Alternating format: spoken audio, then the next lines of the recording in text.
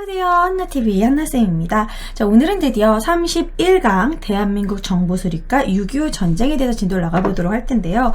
대한민국 정보수립이면 이제 이승만이 남한만의 정부를 수립을 하고 그래서 좀 자리를 잡나 싶더니 바로 북한에서 쳐들어오는 6.25 전쟁, 그런 부분 바로 31강 내용인데요. 이 부분도 좀 뭔가 순서대로 정리를 하는 게 제일 공부하시기 편하실 거예요. 그래서 어떻게 우리나라가 이제 남한만 정부를 수립을 하게 됐고 어떠한 이제 정부 초의 활동을 했는지 한번 정리를 해보도록 하겠습니다. 먼저 일단 이승만이 이제 남한만 정부를 수립하려는 정읍 발언이 있은 후에 이제 좌익 세력들은 그거에 대한 반대를 하는 거죠. 이승만이 이제 남한만 정부를 수립한다는 것은 남한은 일단 우익 쪽, 어쨌든 민주주의 그쪽이 돼버리는 거고 공산주의자들은 다 쫓아내버리고 막 그런 좌익과 반대되는 그런 정부를 세운다는 거니까 반대를 하겠죠. 그래서 남한에 있었던 그런 좌파 세력들, 사회주의 세력들은 반란을, 쿠데타를 일으키게 됩니다. 먼저 제주도에서 일으키게 되는데 제가 좀 목이 좀 가서 제주도에서 일으키게 되는데 그렇다고 해서 제주도에서 그 특수 좌익 세력들만 탄압한 게 아니었어요. 거기에 있는 제주도 주민들까지 큰 피해를 입은 제주도 4.3 사건이라는 게 있습니다. 제주도 4.3 사건은 이 지슬이라는 영화에서도 그것을 표현을 했는데 이 영화를 보면 이 제주도 도민들이 여기 계엄령이 떨어져가지고 동굴 같은 데 숨어가지고 감자 먹고, 지슬이 감자란 뜻이거든요. 제주도 방언으로. 그래서 그때 당시 주민들이 얼마나 큰 피해를 입었고 정말 자기 아들은 좌익 세력과 전혀 관련이 없는데도 불구하고 그냥 젊은 청년이 그냥 집에 없잖아요. 그럼 대신 살인해. 그 집안을 그냥 무조건 막 빨갱이로 몰아가지고 다 죽여버렸던 그런 사건입니다. 물론 이 제주도 안에 좌익 세력들이 그런 일을 선동하고 그러긴 했는데 일단 발단은 경찰이 무단 발포를 해가지고 죄 없는 사람들이 죽으면서 그 일이 좀 커진 그런 일이에요. 그러니까 제주도 4.3 사건은 그 사건만으로도 이야기할 게 참 많은데 일단은 우리 나갈 진도가 많으니까 그러니까 제주도 4.3 사건은 제주도 내에 있는 좌익 세력들이 반란을 일으켰고 그 반란에 약간 이제 경찰들이 이제 무분별하게 발포하는 과정에서 죄 없는 많은 주민들이 죽었고 제주도 주민들까지 같이 합세해서 일어나게 된, 그래서 아예 막판에는 진짜 정말 강경진압, 그냥 일반 주민들까지, 그래서 주민들이 진짜 이렇게 산속에 아예 못 들어가게 어느 그 정해진 지역에만 살 수 있게 이렇게만 만들기도 하고 제주도 주민들한테는 참 아픈 역사라고 할 수 있는 사건이죠. 제주도 4.3 사건. 어쨌든 좌익들이 이승만에 대항해서 일으켰던 하나의 사건이고 그 다음에 이어서 제주도 4.3 사건을 진압하라고 이제 그런 군인들한테 시켰는데 그 군인들 중에서도 좌익 세력이 있었던 거예요. 우리가 왜 같은 민족을 죽여야 되냐, 그것에 대한 반발, 그러면서 이제 이승만 정부에 대한 또 이제 반발을 갖고 있었던 그런 사회주의 세력들이 그 군인들끼리 이렇게 진영을 만들어서 여수 순천에서 또 반란을 일으킵니다. 그래서 여순 사건이라고 하기도 하고요. 여수 순천 11구 사건이라고 하기도 합니다. 흔히 줄여서 여순 사건이라고도 많이 말해요. 여수 순천 11구 사건.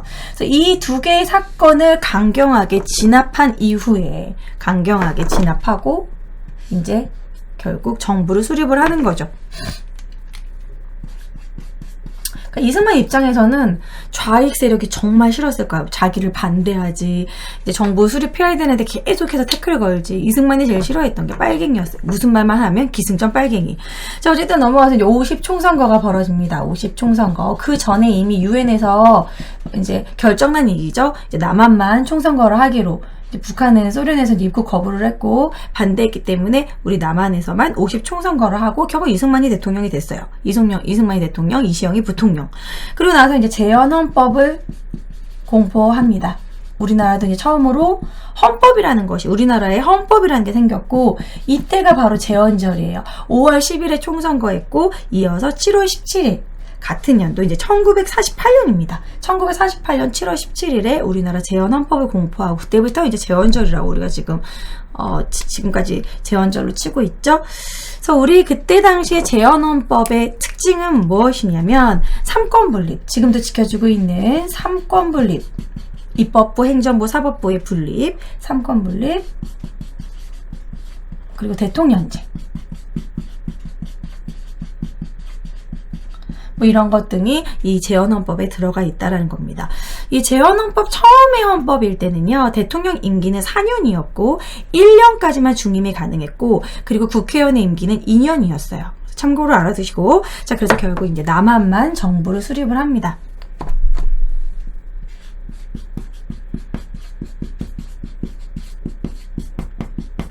남한 정부 수립에서 발표한 거죠. 8월 15일에. 7월 17일에 재헌헌법 공포하고 1948년 8월 15일에 이제 우리나라 남한 정부를 수립을 해요. 그러면은 이어서 이제 북한도 서둘러서 이제 북한 정부도 수립을 합니다.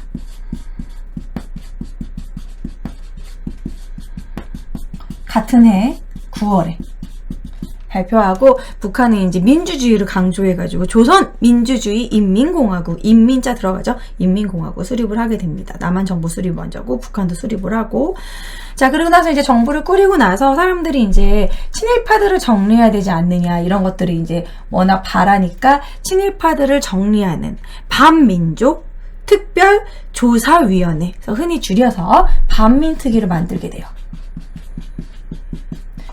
요것을 제대로, 반민특위 활동을 제대로 못해가지고 친일파 청산을 제대로 못한 것이 이승만의 가장 큰 과오라고 할 수 있죠.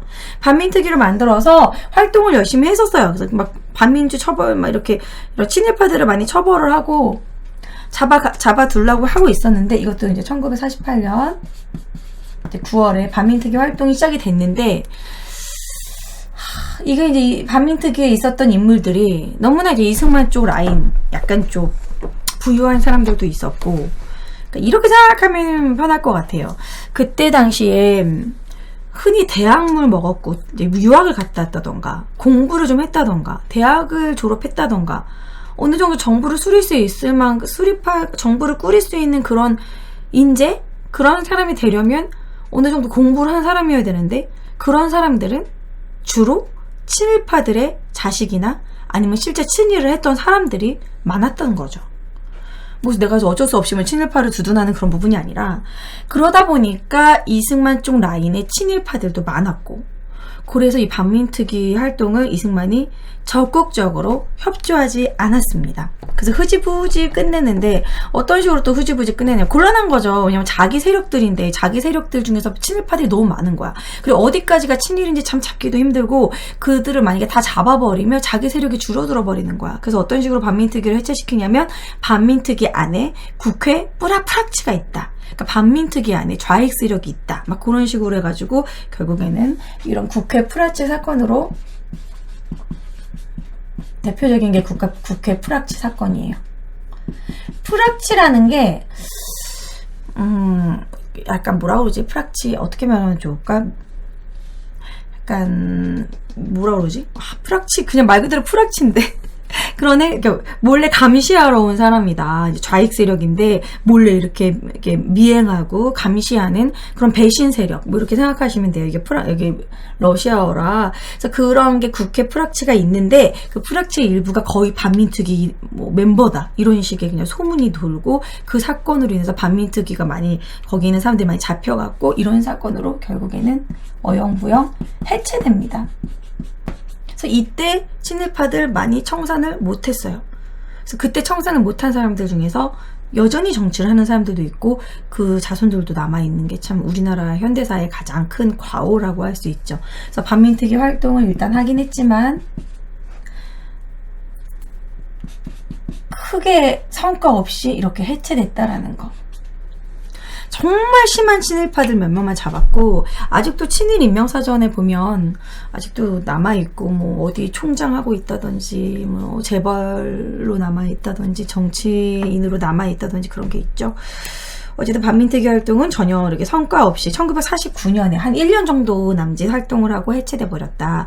그리고 넘어가서 이제 일본이래. 북한에서 농지개혁을 실시를 합니다. 북한에서는 무상으로 땅을 다 뺏은 다음에 무상 몰수한 다음에 또 무상으로 분배했어요. 그러니까 그거는 이제 어쨌든 그거는 공동소유였기 때문에 이렇게 가능했던 일이죠. 공산주의니까, 자본주의 국가가 아니니까 국가에서 모든 것이 토지 국유화, 국가의 것이고, 그것을 무상으로 나눠준 대신 너희들의 그 성과를 국가에다가 보여줘야 되고, 똑같이 나눠주겠다. 그 성과도. 근데 이것이 이제 나중에 문제가 돼서 이제 다른 뭐 분조 관리자를 한다든지 조금의 성과에 따라 좀 능률을 높이려는 노력은 했지만, 하지만 또 다 본인의 돈이 아니기 때문에 자본주의만큼의 그런 능률이 생기지 않았죠. 어쨌든 북한에서 그렇게 했기 때문에 우리나라도 이어서 급하게 농지개혁법을 실시를 합니다. 1949년에.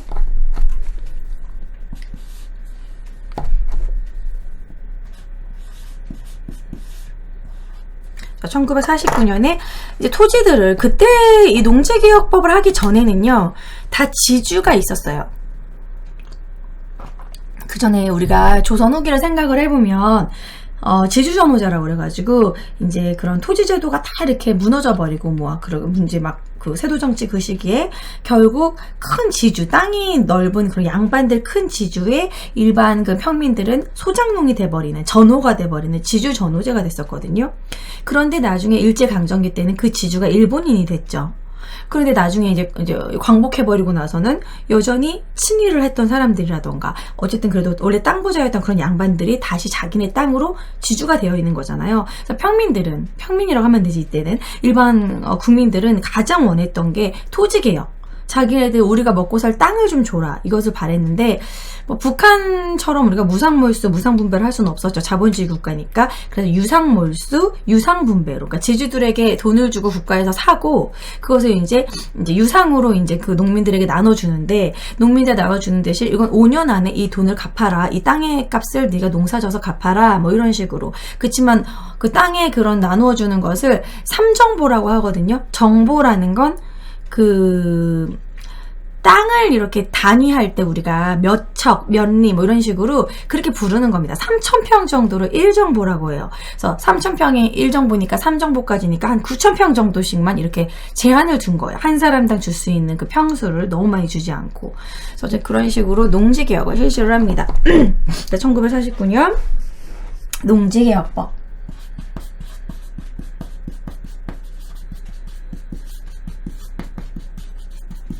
북한은 무상몰수, 무상분배고, 남한은 삼정보 상한가, 그리고 유상몰수, 유상으로 사가서 이제 유상으로 분배했다.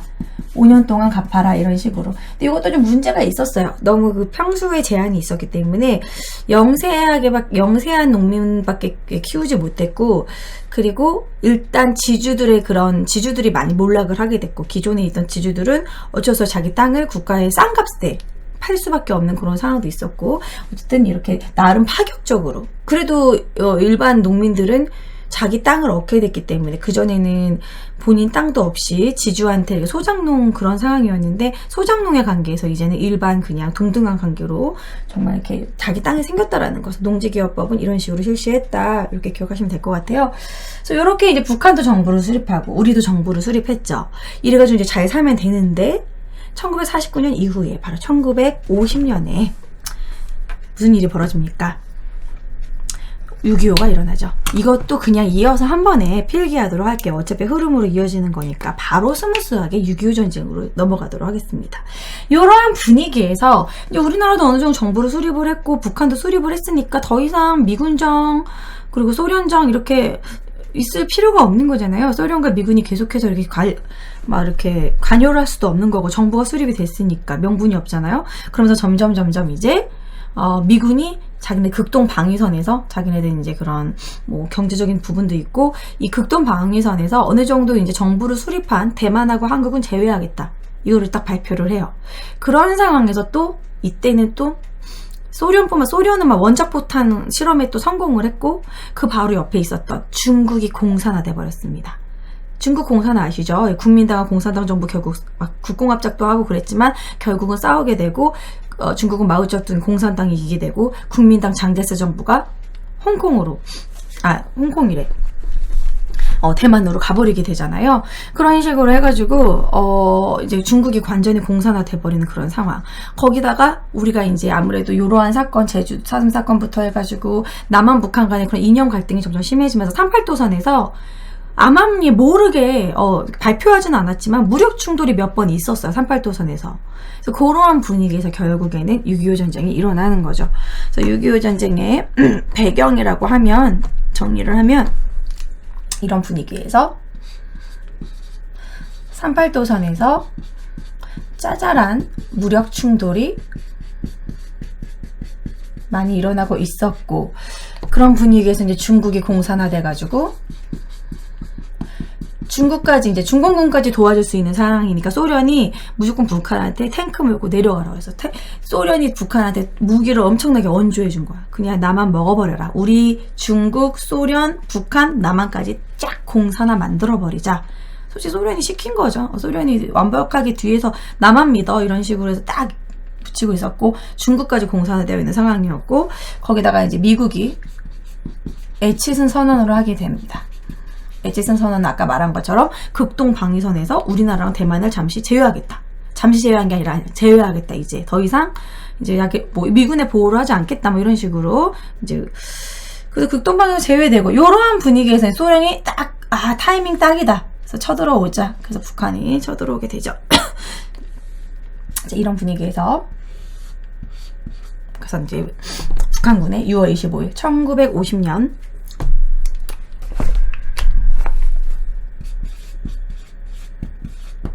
(6월 25일) 6.25 이때 이제 북한이 쳐들어옵니다. 우리나라는 진짜 이때 6월 25일은요 농번기예요. 농번기라서 휴가도 많이 나가고 있는 상황이었고, 여름이고, 그래서 이제 휴가를 많이 가고, 집에 가서, 왜냐면 우리나라는 그때 다 농업국가였기 때문에 집에 가서 농번기 때 일 도와줘라. 그래서 정말 국군장병의 거의 3분의 1 이상이 다 휴가를 간 상황이었고, 그리고 이때가 또 일요일이었습니다. 일요일. 토요일에 술 마시고, 일요일에 되게 숙취 심한 상태. 왜냐면 그때 당시 그때 군 간부들이 무슨 군대 무슨 건물을 지은 그런 유명한 중요한 건물을 하나 짓고 무슨 파티가 있었어요. 축하 파티 이렇게 준공식 그런 거 하고 막 그 군 장교들 막 스타들 막 그래서 사람들이 거나하게 한잔, 군인들이 또 술 엄청 먹습니다. 군인들은 소주도 거의 글라스에 먹는, 진짜 양주 글라스에 먹고, 그러고서 이제 있는 상황에서 진짜 갑자기 탱크 몰고 막 내려온 거예요. 그래서 남침이죠, 여러분. 북한군의 남침. 남한을 침략했다. 이렇게.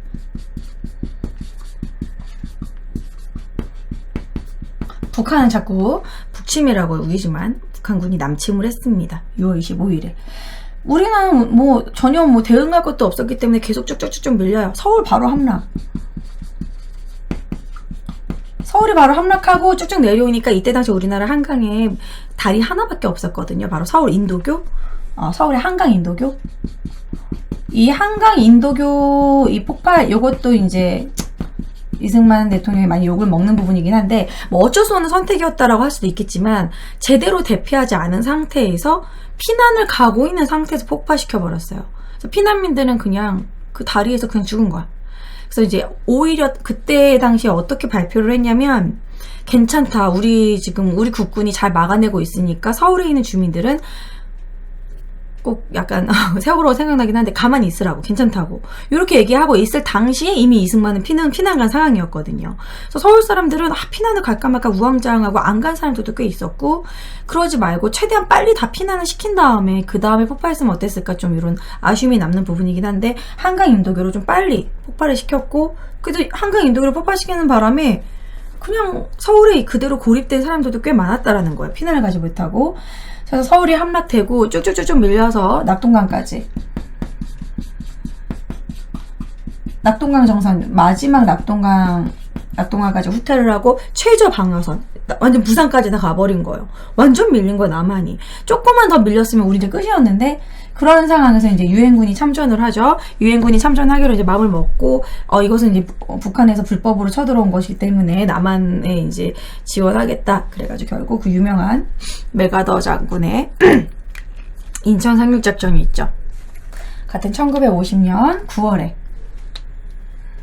15일에 인천 상륙작전.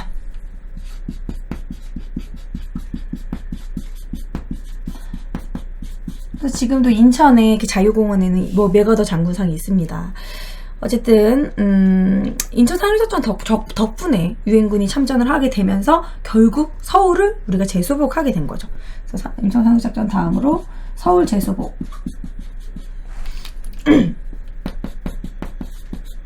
38도선까지 우리가 올라갔어요. 38도선까지 돌파. 38도선까지 위로 38도선 올라가서 쭉쭉쭉쭉 올라갑니다. 이제 우리가 갑자기 이제 유엔군 가담해가지고 이제 무기도 많아지고 쭉쭉쭉 가서 어디까지 하면 압록강까지.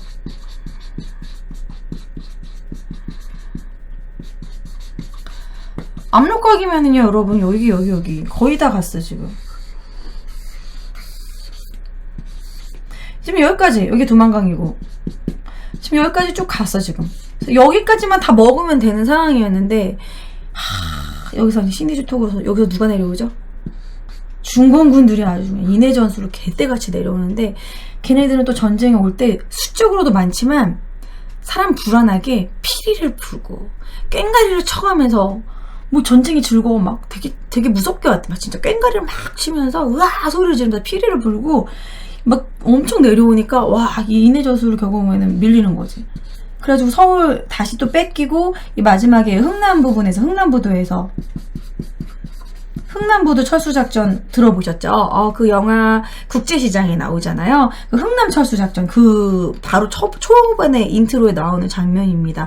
그 메로디스 홍가 그 배에서 원래는 군 무기를 옮기는 그런 배였는데, 사람들을 엄청나게 많이 철수를 해줬고, 또 그 안에서 애기도 태어나고, 한 명도 죽지 않고, 무사히 탈출을 시켰다라는. 아무튼, 이렇게 쭉쭉 다시 또 밀리게 되죠. 여기서 조금만 더 갔으면 됐을 텐데. 안타까워. 이 중공군 때문에. 남북이 분단이 안 될 수도 있었는데. 자, 어쨌든 그래서 이제 남록강까지 진격했는데, 중공군이 내려옵니다, 결국. 10월에 중공군 참전.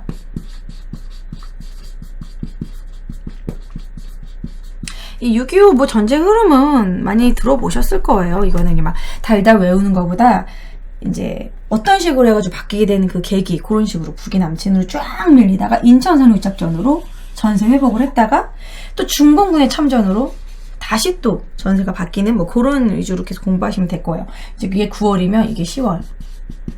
그래서 중공군의 참전으로 또 내려와서 결국 서울 또 뺏깁니다.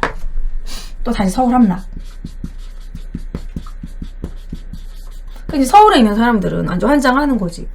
함락돼가지고 다시 이제 북한군한테 우리가 어쩔 수 없이 가담할 수밖에 없고, 그러다가 또 다시 이제 와가지고는 너 그때 북한군한테 가담했잖아 막 이러면서 빨갱이다 막 이러고, 또 다시 또 함락돼. 그럼 또 다시 북한 국기 이렇게 하면서 살려주세요 이렇게 되고, 진짜 낮에는 이제 뭐 갑자기 국기 2개 갖고 있어가지고 분위기 맞추느라고 희생당하고 그랬다라는 거죠.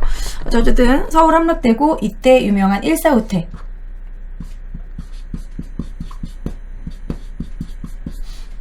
이제 엄동설안에 다시 서울 함락돼서 1.4후퇴하고, 그리고 흥남 철수작전.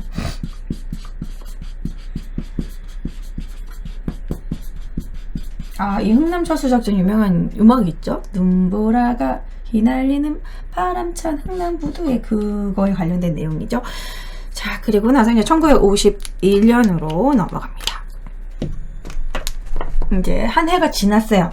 이제 이때까지 10월이고 1월 4일 1951년이에요. 1951년 이제 3월에, 다음해 3월에 드디어 다시 서울을 되찾습니다. 우리나라 남한군이 서울을 재수복하고 나서 이다음부터는 계속 교착 상태, 38도선에서 계속 교착 상태. 딱 반띵까지만 다시 먹은 거. 원래 원상복귀 돼버린 거죠. 다시 38도선 교착화. 웬 3에다가 점을 찍었어.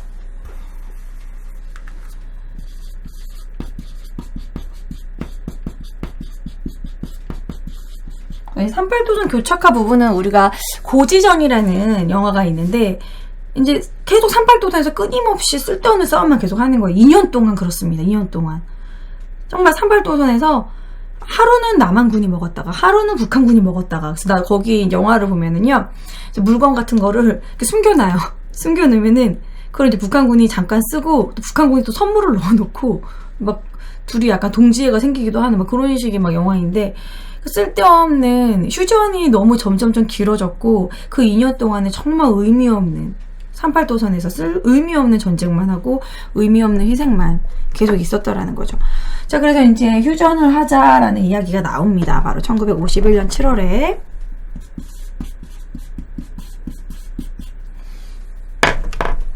이제 유엔 쪽에서는 휴전을 하자고 해요. 미국하고 소련은 이제 휴전회담을 하자는 그런 이야기가 나오고 있었고, 이때 사실 유엔은 휴전을 제의했지만 여기에 우리가 오케이 했으면 바로 휴전할 수도 있어요. 하지만 또 이승만은 휴전 반대. 또 남한의 많은 사람들도 그걸 주장을 했고, 이왕 이렇게 전쟁 난 거 끝까지 싸우겠다. 그래서 이제 북한까지 끝까지 우리가 당한 게 너무 많으니까 막 이런 식으로 남한에서는 휴전을 반대하고 유엔에서는 휴전해라, 이게 의미 없는 계속 다툼이다, 이런 이야기가 계속 있고, 그런 분위기에서 이승만이 휴전을 반대한다는 그런 목적으로 원래는 그 포로들을 중국으로 보내기로 하고 뭐 그렇게 유엔하고 얘기 중이었는데, 이제 이승만이 내 마음대로 할 거다. 그래서 이제 방공포로를 석방해 버립니다. 1953년에 이승만이 독단적으로 이제 뭔가 나 무시하지 말아라, 약간 그런 걸 보여주려는 것도 있어요. 그래서 방공포로를 다 석방해버렸고, 그때 그냥 다 섞여버렸어요, 일반 주민들하고. 대표적인 방공포로가 있었던 곳이 거제도였고, 그 이외에도 여러 지역에 이제 방공포로를 이렇게 수용하고 있었던 그런 상황이었는데, 방공포로를 석방해버리죠.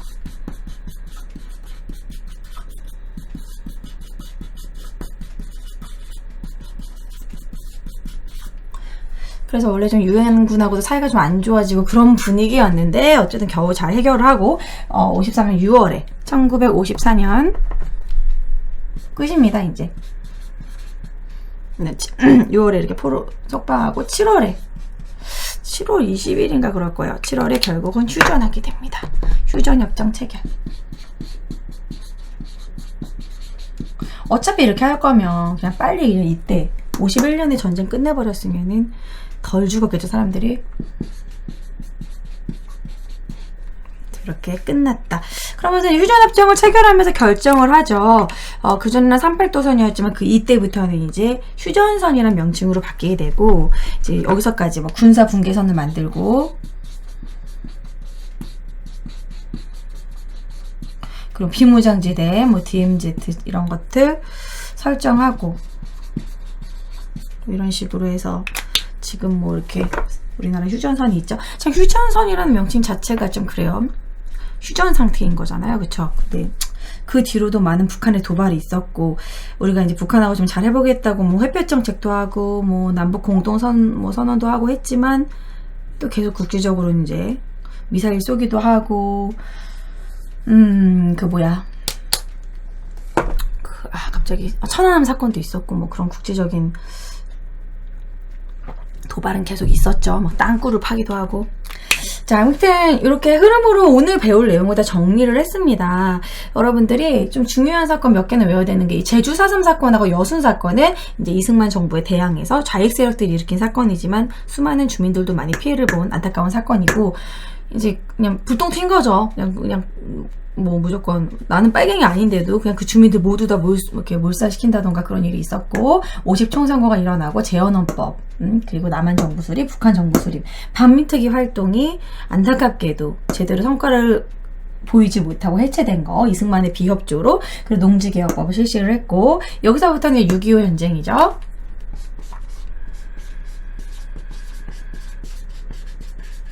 그래서 쭉 흐름대로 순서대로 6.25 전쟁 같은 경우에는 이런 원인, 애치슨 선언이 가장 큰 원인이 될 수 있어요. 그리고 이제 북한군이 남침을 했고, 서울 쭉쭉쭉쭉 밀리다가 낙동강까지 밀리다가 인천 상륙 작전으로 전세 회복해가지고 서울 수복하고 쭉쭉쭉 올라오다가 중공군 참전으로 다시 또 밀리고, 그래서 결국에는 서울은 뺏었지만 38도선에서 교착화된 상태에서 휴전 이야기가 이제 1951년부터 나왔지만 이승만은 반대하고 방공포로 다 석방해버리고, 그렇게 하다가 결국에는 53년 7월에 전쟁은 결국 1950년대부터 53년까지 약 4년간 일어나게 된 것이죠. 자, 그거까지 내용이 269쪽 6.25 전쟁 쭉 내용입니다. 그리고 나서는 이제 50총선거에 관련된 그림은 요런 그림이 나올 수 수가 있고 만화 같죠? 그때는 이제 칼라물은 사진 그런 게 없으니까 50 총선거를 이렇게 사람들한테 보여주는 홍보하는 포스터고요. 그 다음에 이제 휴전협정 이후로는 북한도 독재, 남한도 독재가 이루어집니다. 남한은 이승만에 의한 독재가 이루어졌고 북한은 역시 김일성에 의한 독재가 벌어졌죠. 자, 그러면서 이제 그 개헌 역사 부분은 이제 교재에 잘 쓰여져 있긴 한데 제가 좀 설명을 드릴게요. 자, 1952년 발췌 개헌이라는 게 있습니다. 발췌 개헌은 헌법의 일부분만 발췌해서 뽑아서 이승만 국미에 맞게 바꿔서 발췌 개헌입니다.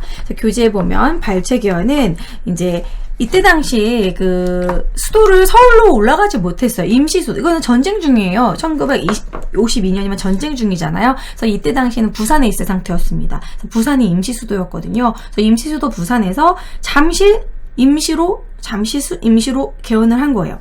그래서 계엄령을 선포하고 정부 개헌안에 반대하는 그런 야당 의원들 모두 연행해버리고 억지로 그냥 이렇게 개헌안을 통과하는데, 이때 발췌 개헌한 이유는 대통령 직선제, 간선제죠. 직선제로, 그리고 양원제로 이래가지고 자기가 한 번 더 해먹으려고 한 거예요. 이승만 대통령이 한 번 더 하기 위해서 이렇게 재선 성공하기 위해서 이렇게 한 거였고, 1952년 발췌 개헌으로 이승만이 당선됐어요. 그리고 나서 1954년은 4.4.5입 개헌이라고 하는데, 왜 4.4.5입이냐면 4는 버리고 5는 올린다 뭐 이런 내용, 수학자가 관여해서 한 건데 이거는 진짜 웃겨요.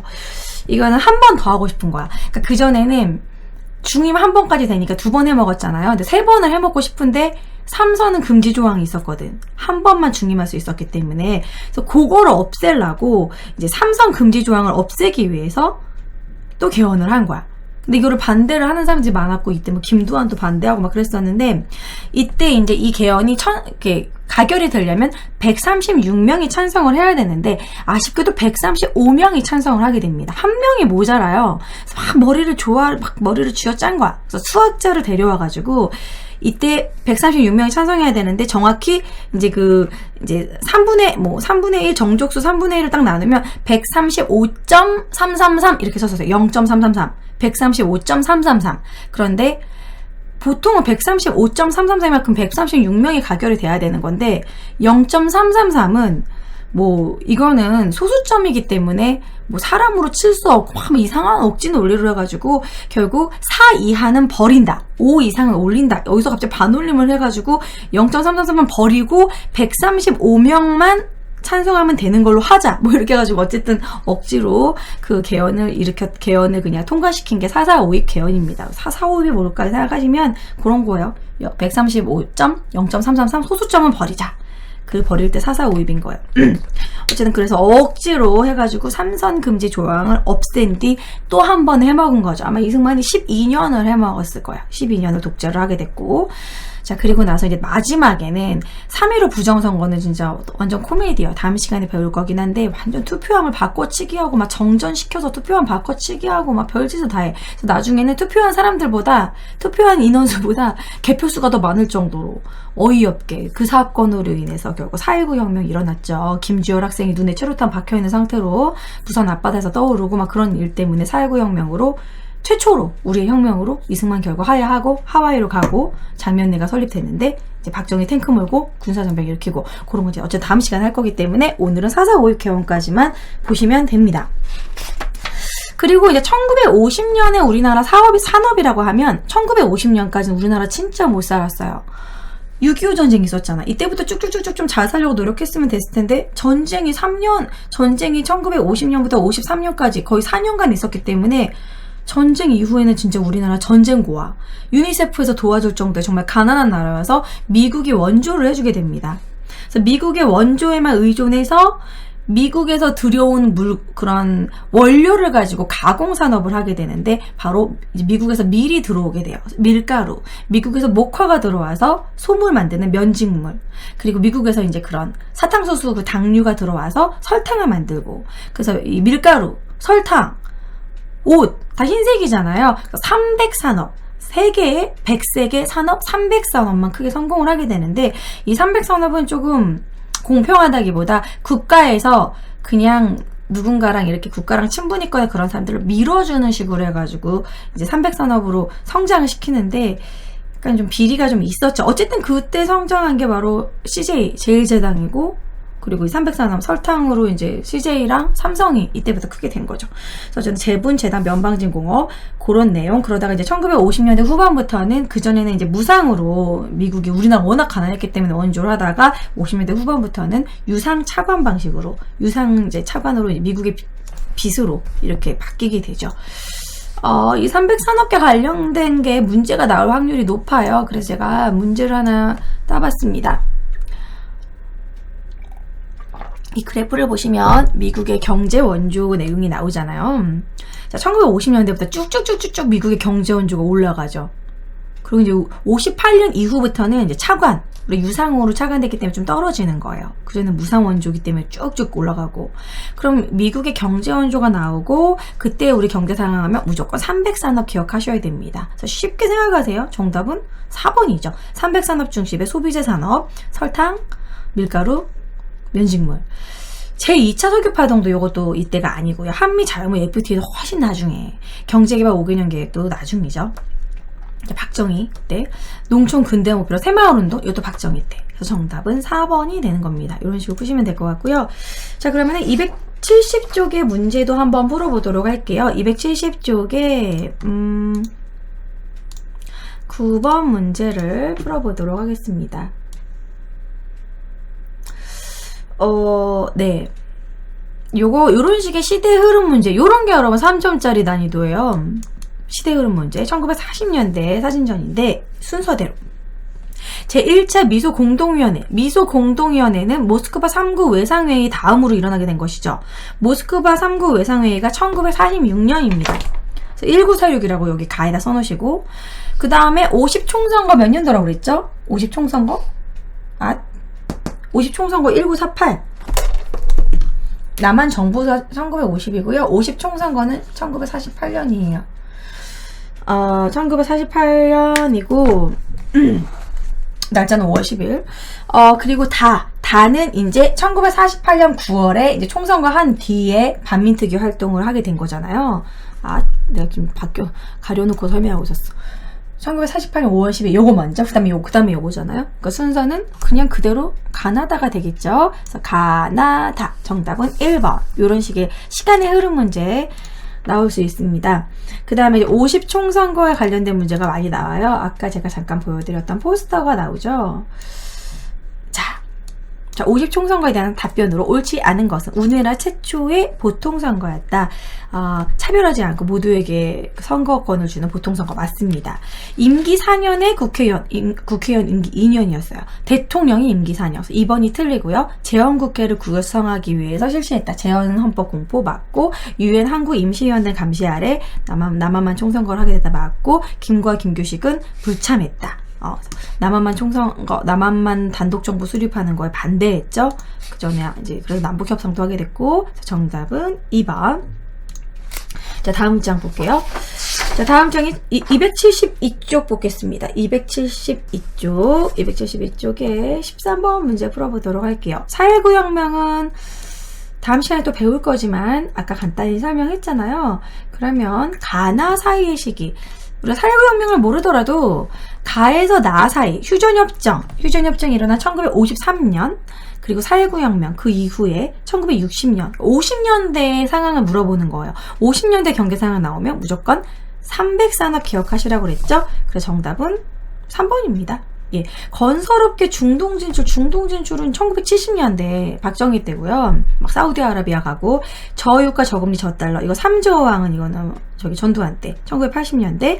투명한 이거 재분, 재당, 면방제 300산업 3번이 정답이고, 4번 투명한 금융거래 금융실명제 김영삼 때네요. 그렇죠? 1990년대. 개성공단, 남북한 경제교류 요거 김대중 대통령 때, 그러니까 2000년대.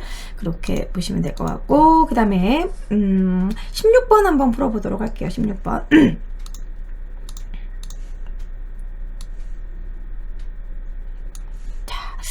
16번 가전쟁에 대한 설명으로 옳지 않은 것은 6.25네요. 그죠? 낙동강 전투 1.4후퇴 나오니까. 자, 옳지 않은 것은 1번 북한군의 남침 맞고, 판문점에서 휴전협정이 체결되었다 맞고, 미소 공동위원회가 결렬되는 원인이 되었다. 미소 공동위원회가 언제적 나온 겁니까? 그쵸? 모스크바 3구 외상회의 1948년 훨씬 그 전에 이야기죠. 2년 분쟁. 뭐 아무튼 결렬되고 이제 이념 다툼 뭐 이래가지고 이게 원인이라고 바로 원인이라고 할 수는 없어요. 그래서 정답은 3번 차라리 에치슨 선언 뭐 이런 게 들어가야 되는 겁니다. 그래서 16번엔 3번이 맞고요. 중국군의 참전으로 서울을 다시 뺏겼다 맞고 유엔군의 인천 상륙작전 맞고 그래서 정답은 3번이 되겠습니다. 이거는 뭐 참여 단체 자격 뭐 이런 식의 약간 이념 분열도 있긴 했지만 미국과 소련 간의 이해관계 때문이었죠. 그래서 어쨌든 16번까지 풀었고, 자, 다음 시간에 274쪽에 드디어 이제 오늘 마지막 강의 32강, 이제 민주주의의 발전과 경제성장, 요즘 유명한 영화, 이제 1987에 나오는 6월 항쟁부터 해가지고, 이제 4.19 혁명부터, 박정희, 전두환, 그리고 거의 교재에는 이제 김대중, 노무현 정부까지, 거기까지 진도 나가도록 하겠습니다. 자, 그동안 강의 들으시는 너 고생하셨고요. 다음 마지막 강의 때 뵙도록 할게요. 안녕!